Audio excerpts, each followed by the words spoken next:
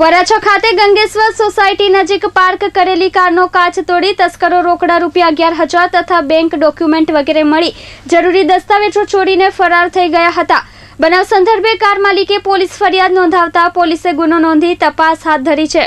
મોટા વરાછા ખાતે આવેલ યમુના દર્શન સોસાયટીમાં રહેતા વિપુલભાઈ મધુભાઈ સાવલિયાએ કામ અર્થે વરાછા ગયા હતા અને તેઓએ પોતાની 4 wheel car Varachha Gangeshwar road પાસે જાહેરમાં પાર્ક કરી હતી, જેમાં તકનો લાભ લઈ તસ્કરોએ કારને નિશાન બનાવી હતી અને ડ્રાઈવર સીટનો કાચ તોડી તસ્કરો તેમાંથી રોકડા રૂપિયા 11,000 તેમજ બેંક ચેકબુક, પાસબુક તેમજ આઈટી રિટર્ન જેવા જરૂરી દસ્તાવેજો ચોરી કરી ફરાર થઈ ગયા હતા। બનાવની જાણ કાર માલિકને થતાં તેઓએ તાત્કાલિક વરાછા પોલીસ મથકમાં ફરિયાદ નોંધાવી હતી। તેઓની ફરિયાદના આધારે વરાછા પોલીસે ગુનો નોંધી તપાસ હાથ ધરી છે। કેમેરામેન ભાવેશ ઉપાધ્યાય સાથે મયુર ઠક્કર, S24 ન્યૂઝ, સુરત।